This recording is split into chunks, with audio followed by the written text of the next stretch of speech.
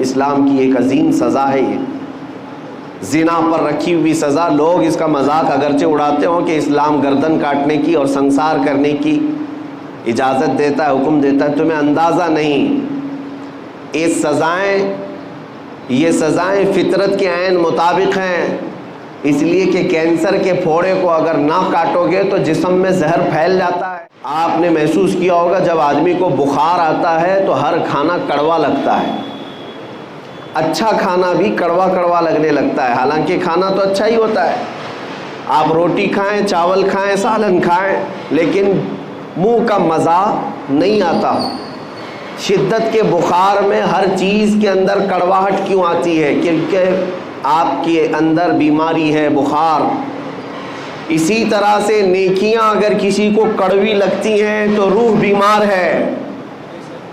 روح کی بیماری جب کبھی کسی کے اوپر آتی ہے تو اسے اللہ تعالیٰ کی طرف بڑھنے والے راستے کٹھن لگنے لگ جاتے ہیں، کڑوے لگنے لگ جاتے ہیں۔ تسبیح بھی تمہارے لیے کڑوی ہے، قرآن کی تلاوت بھی کڑوی لگتی ہے، روزہ بھی بھاری ہے اور نماز کی 2 رکعت بھی بھاری ہے۔ ہم نے دیکھا ہے فجر کی 2 رکعت جن لوگوں پر بھاری پڑتی ہے وہ اسی ٹائم پر فجر کے وقت میں 2 گھنٹہ جیم آرام سے کر لیتے ہیں۔ بڑے بڑے لوہے کی آلہ جات اٹھاتے ہیں، استعمال کرتے ہیں، سب ٹھیک ہے، لیکن 2 رکعت بھاری پڑتی ہے، روح کی بیماری ہے۔ اب روح کی بیماری کے علاج کے لیے ہم نے بہت سارے ہاسپٹل دیکھے، ڈاکٹرز دیکھے، لیکن اس نام سے کوئی ڈاکٹر بھی نہیں، اس نام سے کوئی ہاسپٹل بھی نہیں۔ اسی کو مفتی اعظم ہند رحمۃ اللہ تعالی علیہ نے اپنے اشعار میں لکھا ہے، زہر معاصی کا طیبہ ہی شفا خانہ، یعنی گناہوں کے زہر کا اگر کوئی شفا خانہ ہے تو میرے مصطفیٰ کا دربار۔ اور اسی کو قرآن نے کہا، وَلَوْ أَنَّهُمْ إِذْ ظَلَمُوا أَنفُسَهُمْ جَاءُوكَ، جب مومنین اپنے آپ پر ظلم کر لیں، گناہوں میں آلودہ ہو جائیں تو اے حبیبی آپ کے دربار میں آئیں۔ اللہ کا حکم ہے۔ میں یہ آپ کے سامنے جو آیت تلاوت کر رہا ہوں 5ویں پارے کی آیت ہے، اللہ تعالیٰ فرماتا ہے رسول یہ آپ کے دربار میں آ جائیں، فَاسْتَغْفَرُوا اللَّهَ وَاسْتَغْفَرَ لَهُمُ الرَّسُولُ، آپ کے پاس پہنچ کر کے اللہ کی بارگاہ میں یہ مغفرت طلب کریں، توبہ کریں۔ اور پھر دوسرے نمبر پر اللہ یہ فرماتا ہے رسول بھی ان کے لیے سفارش کریں، رسول بھی آنے والوں کے لیے سفارش کریں۔ اب آگے نتیجہ، رزلٹ کیا ہوگا؟ اللہ فرماتا ہے لَوَجَدُوا اللَّهَ تَوَّابًا رَحِيمًا، تو پھر وہ لوگ دیکھیں گے عنقریب کہ اللہ بہت رحم کرنے والا اور توبہ قبول کرنے والا۔ اب مسئلہ یہ ہے کہ اپنے روح کی بیماری کا علاج کروانا اور اپنے گناہوں سے توبہ کرنے کے لیے پوری دنیا ہے، لیکن اللہ تبارک و تعالیٰ فرماتا ہے رسول یہ آپ کے دربار میں آئیں، آپ کے دربار میں آئیں۔ اس آیت پر عمل کے اعتبار سے میں آج آپ کو بتاتا ہوں۔ ایک صحابی تھے ماعز اسلمی رضی اللہ تعالیٰ عنہ، ان سے ایک گناہ سرزد ہوا اور بے چینی بڑھنے لگی تو بارگاہ مصطفیٰ میں آئے۔ صحابہ بیٹھے تھے اور عرض کیا یا رسول اللہ صلی اللہ علیہ وسلم مجھ سے خطا ہو گئی ہے۔ حضور نے فرمایا بتاؤ کیا غلطی ہوئی، کیا خطا ہے؟ انہوں نے کہا بتا نہیں سکتا، سب کے سامنے بتانے میں مجھے شرم محسوس ہوتی ہے۔ حضور اکرم صلی اللہ علیہ وسلم نے فرمایا بتاؤ تو صحیح، تمہارے متعلق علاج بتایا جائے گا۔ اب مجھے آپ کو یہی بتانا ہے کہ صحابی رسول ہیں، ایمان کے اعلیٰ درجے پر ہوتے ہیں صحابی۔ جب ان سے گناہ سرزد ہوا، خطا سرزد ہوئی تو مسجد بھی موجود تھی، خانہ کعبہ بھی ہے، اللہ ہی تو بخشش کرنے والا ہے، اللہ ہی مغفرت کرنے والا ہے۔ اس صحابی رسول نے مسجد کا رخ کیوں نہیں کیا، خانہ کعبہ کے پاس کیوں نہیں گئے، سیدھے بارگاہ مصطفیٰ میں کیوں آئے؟ صحابی کا عمل یہ بتاتا ہے کہ پہلے رسول کی سفارش ضروری ہے۔ رسول کریم صلی اللہ تعالیٰ علیہ وسلم اگر سفارش فرما دے تو اللہ توبہ جلد قبول فرمائے گا۔ وہ آئے، نبی اکرم صلی اللہ تعالیٰ علیہ وسلم نے جب پوچھا تو انہوں نے کہا مجھ سے زنا ہو گیا۔ حضور پاک صلی اللہ علیہ وسلم نے اپنا چہرہ مبارک پھیر لیا، کہا کہ تم ہمارے ہاں سے نکل جاؤ۔ اب وہ زارو قطار رونے لگ گئے، اتنا رونے لگ گئے کہ قدموں میں گر گئے. کہا کہ اگر آپ ناپاک کریں تو پھر میں کہاں جاؤں. اعلیٰ حضرت نے اسی کی ترجمانی کرتے ہوئے یوں کہا ہے، تجھ سے جو منہ چھپاؤں تو کروں کس کے سامنے. یا رسول اللہ، تم سے جو منہ چھپاؤں تو کروں کس کے سامنے؟ کیا اور کسی سے توقع نظر کی ہے؟ بد ہیں تو آپ کے، بھلے ہیں تو آپ کے، ٹکڑوں پہ یہیں کے پلے ہیں، رخ کدھر کریں؟ اس صحابی نے جب حضور اکرم صلی اللہ علیہ وسلم کی بارگاہ میں رو کر کے اپنا جرم کا اقرار کیا تو حضور نے پھر 3 مرتبہ پوچھا، تم ہوش و حواس میں کہہ رہے ہو؟ تم ہوش و حواس میں کہہ رہے ہو؟ انہوں نے کہا ہاں بالکل ہوش و حواس میں کہہ رہا ہوں. کہا تمہیں پتہ ہے زنا کی سزا کیا ہے؟ کہا ہاں مجھے پتہ ہے. اس کے بعد رسول رحمت صلی اللہ علیہ وسلم نے صحابہ سے کہا کہ انہیں سنسار کیا جائے گا. وادی انم، آج بھی وہ وادی موجود ہے مدینے کے مضافات میں، ایک چھوٹی سی پہاڑی ہے، صحابہ لے کر کے گئے. اسلام کی ایک عظیم سزا ہے یہ، زنا پر رکھی ہوئی سزا. لوگ اس کا مذاق اگرچہ اڑاتے ہوں کہ اسلام گردن کاٹنے کی اور سنسار کرنے کی اجازت دیتا ہے، حکم دیتا ہے، تمہیں اندازہ نہیں. یہ سزائیں فطرت کے عین مطابق ہیں، اس لیے کہ کینسر کے پھوڑے کو اگر نہ کاٹو گے تو جسم میں زہر پھیل جاتا ہے. اور یہ سزائیں اسی لیے رکھی گئی ہیں کہ معاشرہ ڈس بیلنس نہ ہو. یہ سزا اس وقت تمہیں اچھی لگے گی جب کسی کی اپنی بیٹی کے ساتھ کوئی زنا کر لے. ہم نے ان لوگوں کے بارے میں بھی سنا ہے جن کا تعلق اسلام سے نہیں ہے، لیکن جب ان کے گھروں کی بچیوں کا ریپ ہوتا ہے تو وہ اعلاناً یہ کہتے ہیں کہ ہماری بچیوں کے ریپسٹ کو اسلام جو سزا دیتا ہے وہی دی جائے. وہ اس چیز کا مطالبہ آج بھی کر رہے ہیں. یہی تو بات ہے میرے عزیزو، جس طرح تمہاری بیٹی کی عصمت تمہارے لیے عزیز ہے، اسلام ہر بیٹی کی عزت کو وہی عزت مقام دیتا ہے. ہر بیٹی کی عزت کا مقام ہے. انہیں سنسار کرنے کے لیے لے جایا گیا اور صحابہ نے انہیں سنسار کر دیا. ان کی روح پرواز کر گئی. واپس جب آئے رسول رحمت صلی اللہ تعالیٰ علیہ وسلم، یہ اللہ کے قوانین ہیں، اللہ کے حدود ہیں، اس پر عمل کرنا ضروری ہے، لیکن تقاضۂ بشریت یہ ہے کہ دل بھی تو کسی سے لگا رہتا ہے. حضور پاک صلی اللہ تعالیٰ علیہ وسلم غمگین تھے، آنکھوں سے آنسو تھے. حضور گئے نہیں تھے. صحابہ جب آئے تو حضور نے پوچھا میرے ماعز کو جب مار رہے تھے تم لوگ تو وہ کیا کہہ رہے تھے؟ تو صحابہ نے کہا یا رسول اللہ، ان کو جب مارا جا رہا تھا تو وہ یہ کہہ رہے تھے ترحم لنا یا رسول اللہ، اے اللہ کے رسول مجھ پر رحم کر دیجیے. انہوں نے خود سے اقرار کر کے وہ سزا کو لیا ہے، زبردستی پکڑ کر کے ان کو سزا نہیں دی گئی. ماعز اسلمی جانتے تھے کہ اگر میں دنیا کی سزا لے لوں گا تو محفوظ، اگر قیامت کی سزا کا انتظار کیا تو اس سے 99 گنا زیادہ سزا ہو سکتی ہے. وہ صحابی جانتے تھے، اسی لیے دنیاوی سزا کو انہوں نے ترجیح دی، خود سے قبول کیا کہ مجھے یہی سزا دو، آخرت کی سزا کا میں انتظار نہیں کرنا چاہتا. بہرحال بات یہ ہے کہ وہ بارگاہ مصطفیٰ میں گئے، سزا تو ہوئی، لیکن جیسے ہی ایک صحابی نے بڑھ کر کے کہا آقا میرے ہاتھ میں اونٹ کی ایک ہڈی تھی، میں نے وہ لے کر کے ماعز کی کھوپڑی پر مارا تو ان کی کھوپڑی پٹ گئی اور خون میرے جسم پر آ کر گرا، تو میں یہ سوچ کر کے ہٹ گیا کہ گنہگار کا خون ہے. میرے آقا کو جلال آ گیا، کھڑے ہو گئے، کہا اپنے جملوں کو واپس لو. وہ میرے دربار میں آ کر توبہ کر کے گیا ہے. یہ سزا جو دی جا رہی تھی وہ حدود قائم رکھنے کی سزا ہے، نظام عدل ہے، یہ قانون ہے، لیکن تم نے کیسے کہا کہ وہ گنہگار کا خون تھا، پاپی کا، خطا کار کا خون تھا؟ تم اپنا جملہ واپس لو. اس لیے کہ ابھی جبرائیل امین میرے پاس آئے تھے اور یہ بشارت دے کر کے گئے یا رسول اللہ آپ کے ماعز نے ایسی توبہ کی ہے کہ اس کے عوض اللہ نے پورے مدینے والوں کے گناہ معاف کیے. عزیزان گرامی، یہ واقعہ میں نے اس لیے عرض کیا کہ بارگاہ مصطفیٰ میں جو ایک بار پہنچ جائے مولا کریم اس کے بھی گناہ معاف کرتا ہے، اس کے متعلقین کے بھی گناہ معاف فرماتا ہے. اسی لیے ہمارے لیے آج بھی وہ دربار کھلا ہوا ہے. اب بات آتی ہے، صحابہ تو گئے حضور کے پاس، جب کبھی ان سے خطائیں ہوئی حضور کے پاس گئے کیونکہ قرآن کہتا ہے آیت پر عمل ہے. وَلَوْ أَنَّهُمْ إِذْ ظَلَمُوا أَنفُسَهُمْ جَاءُوكَ، جب مومنین اپنی جانوں پر ظلم کریں تو یا اے رسول یہ آپ کے پاس آ جائیں.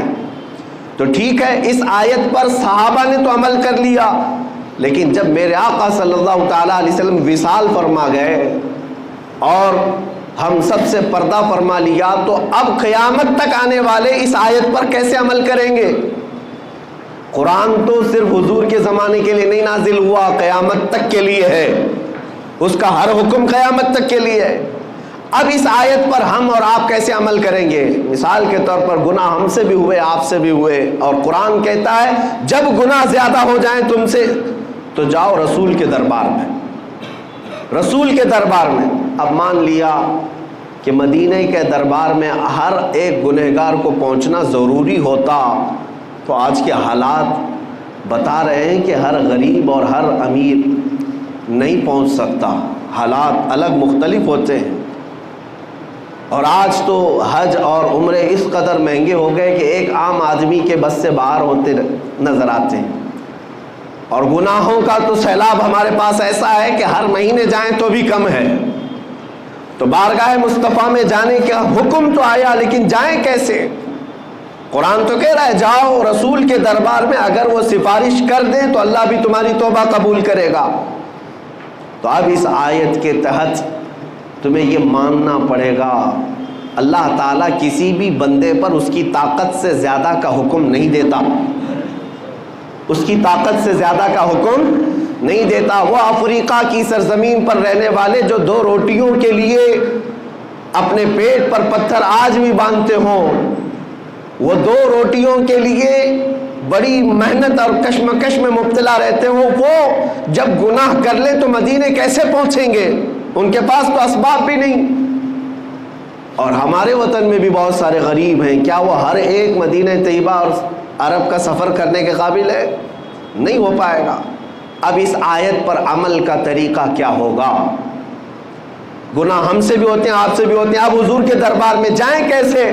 تو مفسرین فرماتے ہیں یہ اللہ تعالیٰ کا نظام ہے کہ وہ اپنے بندوں پر اس کی طاقت سے زیادہ، بندے کی طاقت سے زیادہ کا حکم نہیں دیتا. آج اگر ممبئی کی سرزمین پر تم بیٹھے، دلی کی سرزمین پر تم بیٹھے، غریب ہو، اسباب نہیں، استطاعت نہیں، گناہ ہو گئے، خطائیں ہو گئیں، اب مجھے اپنی توبہ کے لیے بارگاہ مصطفیٰ میں جانا ہے لیکن اسباب نہیں، تو اللہ تعالیٰ کی اس آیت پر عمل کا طریقہ یہ ہوگا کہ جس دن تمہیں احساس ہو جائے مجھے توبہ کرنا ہے، کسی بھی گوشے میں بیٹھ جاؤ، آنکھیں بند کر لو اور میرے مصطفیٰ کو حاضر و ناظر تصور کر لو، اس آیت پر عمل ہو جائے گا. یہ اتنا تصور کر لو کہ میں رسول کے دربار میں آ گیا، اتنا بھی تمہاری حاضری کافی ہے. پیدل چل کر کے یا پلین میں جا کر کے یا کسی بھی طرح سے مدینے میں جسمانی طور پر پہنچ جانا ہی ضروری نہیں.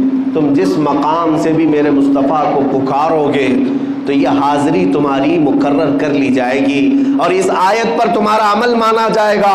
آج تم سے گناہ ہوئے، شام میں بیٹھا اور میرے آقا کا تصور کیا اور کہا یا رسول اللہ میں گنہگار ہوں، میں خطا کار ہوں، کر کے تمہارے گناہ مانگے تمہاری پناہ، تم کہو دامن میں آ، تم پہ کروڑوں درود. اعلیٰ حضرت بریلی شریف میں بیٹھ کر کے ہی تو یہ تمنا کر رہے تھے، گندے نکمے کمی، مہنگے ہیں کوڑی کے تین، کون ہمیں پالتا، تم پہ کروڑوں درود. بے ہنرو بے تمیز کس کو ہوئے ہیں عزیز، ایک تمہارے سوا تم پہ کروڑوں درود.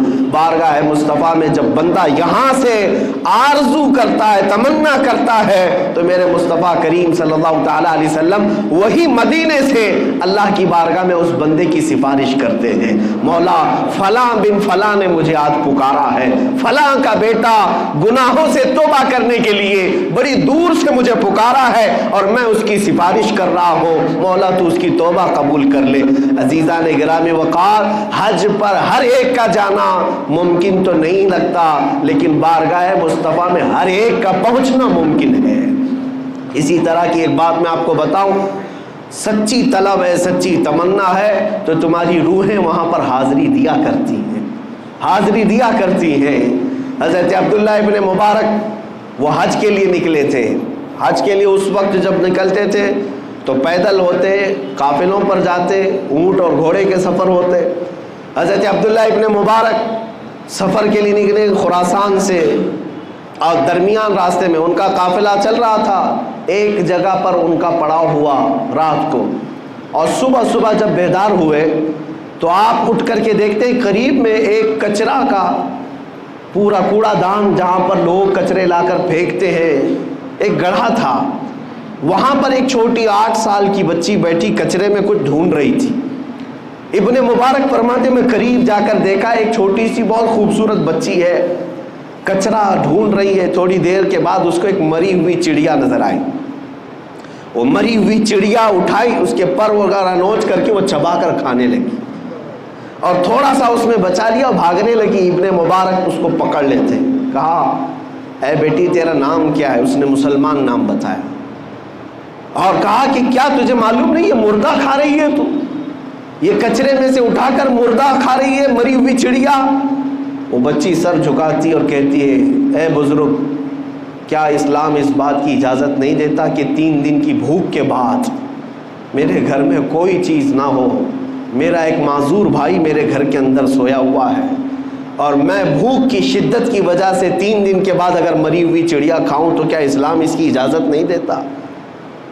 ابن مبارک کا دل سہم گیا۔ اس لڑکی کے ساتھ وہ اس کی جھوپڑی میں گئے، دیکھا تو معذور بھائی اس کا ایک لیٹا ہوا ہے اور ایک لڑکی ہے، کچھ بھی نہیں ہے گھر میں، کوئی چیز نہیں ہے۔ وہ مری ہوئی چڑیا کچرے کے کوڑے دان سے اٹھا کر کے کھا کر کے آئی، ان کا دل اتنا پسیج گیا۔ ابن مبارک اپنے قافلے میں آئے، جو زادے راہ وہ لے کر نکلے تھے، سامان پیسہ سب ایک گٹھری میں جمع کیا اور اس بچی کو دے دیا، کہا یہ تو لے لے، اب میں حج پر نہیں جا سکتا۔ اب سامان بھی نہیں تھا، مال بھی نہیں تھا، پیسہ بھی نہیں تھا، بیچ راستے میں اس چھوٹی سی بچی کو مالک بنا دیا اور قافلے سے واپس اپنے وطن چلے آئے، اپنے گھر آ گئے۔ خراسان جب واپس آئے، میرے عزیزوں، جو اس زمانے میں حج کرتا ہوگا اسے اندازہ ہوگا کئی دن تک تو پیسے جمع کرتے ہیں، کئی مہینے تک تو سفر کرتے تھے، لیکن درمیان میں اگر کوئی اپنا قافلہ چھوڑ کر کے وطن آ رہا ہو تو دل پر کیا گزرے گی؟ بہرحال اللہ تعالیٰ کی ایک بندی پر رحم کرتے ہوئے وہ واپس آ گئے۔ جب گھر آئے، حاجیوں کا قافلہ تو گیا، حج کیا، مدینہ طیبہ کی حاضری بھی ہوئی۔ وہ مہینوں کے بعد جب واپس آئے اپنے وطن، جو حاجی گئے تھے، گاؤں والے استقبال کے لیے کھڑے تھے، سبوں نے استقبال کیا، حاجی آئے ہوئے ہیں، حج سے آئے ہیں۔ تو ان حاجیوں کے استقبال کے بعد لوگوں نے پوچھا حج کیسا ہوا تمہارا؟ حج کی کچھ اپنی کاروائیاں بتاؤ، کیسا حج کیا؟ وہ جو حاجی گئے تھے وہ کہنے لگے کیا کہنا ہمارے حج کا، عرفات میں تو ہم عبداللہ ابن مبارک کے ساتھ دعا کر رہے تھے، مزدلفہ میں عبداللہ ابن مبارک نے ہماری امامت کی ہے، کنکریاں ہم نے ان کے ساتھ ماری ہے، بارگاہ مصطفیٰ صلی اللہ علیہ وسلم میں جب ہماری حاضری ہوئی عبداللہ ابن مبارک جیسا امام ہمارے ساتھ تھا، تو حاضری کا کیا کہنا؟ ہر حاجی عبداللہ ابن مبارک کا نام لے رہا ہے۔ تو گاؤں والے تھے، پریشان تھے، حج کے دنوں میں تو عبداللہ ابن مبارک یہیں تھے، حج گئے ہی نہیں، اور ہر حاجی کہہ رہا ہے کہ ہمارے ساتھ عبداللہ ابن مبارک، یہ کیا ماجرا ہے؟ لوگ آئے اور ان سے پوچھنے لگے عبداللہ ابن مبارک سے، کہا کہ یہ حاجی تو سب کہہ رہے ہیں مینا میں، عرفات میں، مزدلفہ میں آپ تھے، بارگاہ مصطفیٰ میں وہ آپ کے ساتھ تھے۔ عبداللہ ابن مبارک رونے لگ گئے، آنکھوں سے آنسو آئے، اور کہتے ہیں میرا رب بڑا کریم ہے، میرا رب بڑا کریم ہے، میں نے اس کی بندی پر رحم کیا کیا، میری شکل کا فرشتہ اللہ نے حج کے لیے بھیج دیا۔ وہ ابن مبارک کی شکل کا فرشتہ تھا جو ان کی طرف سے ارکان حج ادا کر رہا تھا، بارگاہ مصطفیٰ میں حاضری بھی دے رہا تھا۔ میرے عزیزو، یہی میں کہنا چاہتا ہوں، اگر دل کے اندر تمہارا احساس اسی سرزمین پر بیٹھے رہو گے لیکن حاضری مدینے میں ہوتی رہے گی، حضور اکرم صلی اللہ علیہ وسلم کے دربار میں پہنچتے رہیں گے، لیکن جو فزیکل حاضری ہے، مباشرتاً جسمانی حاضری ہے، اس کا مقام ہی کچھ اور ہے۔ جب نبی رحمت صلی اللہ علیہ وسلم کے دربار میں ایک حاجی پہنچتا ہے تو اس کی دل کی دنیا بدل جاتی ہے۔ ظاہر سی بات ہے، ایک بچہ ماں کے پاس جب آ کر سکون محسوس کرتا ہے، قسم رب ذوالجلال کی میں اپنے دل کی کیفیت بتاتا ہوں، ماؤں کے سینوں سے چمٹ جانے کے بعد وہ سکون نہیں مل پائے گا جو بارگاہ مصطفیٰ کی جالیوں کے سامنے کھڑے ہونے سے ملتا ہے۔ اس لیے کہ ایسا لگتا ہے یہ رحمت کے دونوں ہاتھ ہمیں اب ہمیشہ کے لیے تھام لیں گے، دنیا کے ہر کانٹے سے، ہر بلا سے یہاں پر ہمارے لیے حفاظت ہے۔ اللہ تبارک و تعالیٰ آپ سب کو بار بار بارگاہ مصطفیٰ کی حاضری نصیب فرمائے۔ حج بیت اللہ آپ سب کو بھی اللہ تعالیٰ عطا فرمائے۔ عزیزان گرامی وقار، میں آخری یہ میسج ضرور دوں گا کہ اگر نہیں جا سکے عمرہ پر، حج پر، تو تمنا تو رکھو، لیکن جب بھی رات آئے، جب بھی شب ہونے لگے یا گناہ ستانے لگے تو ایسا نہ کرنا کہ ڈاکٹر کے پاس بھاگتے رہے، دل کا علاج کرتے رہے، بی پی شوگر تو بڑھتا ہی رہا لیکن روح بیمار ہوتی رہی۔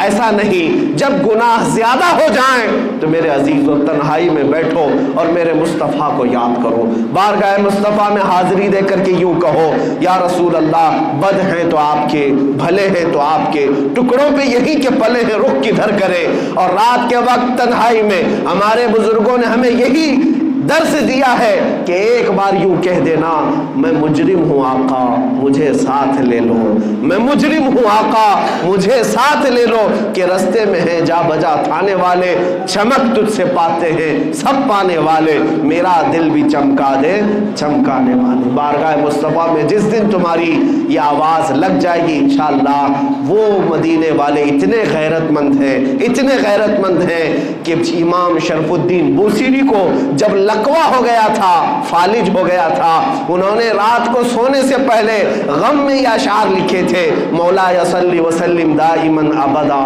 علی حبیبک خیر الخلق کلہم۔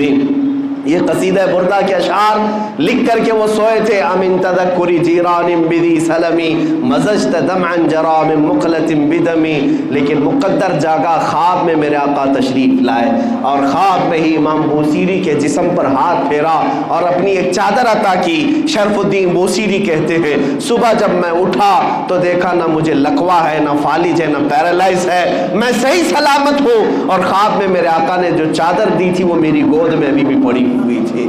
وہ جب عطا کرنے پر آئے تو بے حساب عطا کرتے ہیں، اتنا دیا سرکار نے مجھ کو جتنی میری اوقات نہیں، یہ تو ان کا کرم ہے ورنہ مجھ میں تو ایسی بات نہیں۔ عزیزان گرامی، اللہ کریم ہم سب کو بارگاہ مصطفیٰ کا ہمیشہ وفادار بنا رکھے۔ رب کریم آپ سب کو بری بیماریوں سے محفوظ فرمائے، ہر طرح کی آفت و بلا سے اللہ محفوظ فرمائے۔ وآخر دعوانا ان الحمد للہ رب العالمین۔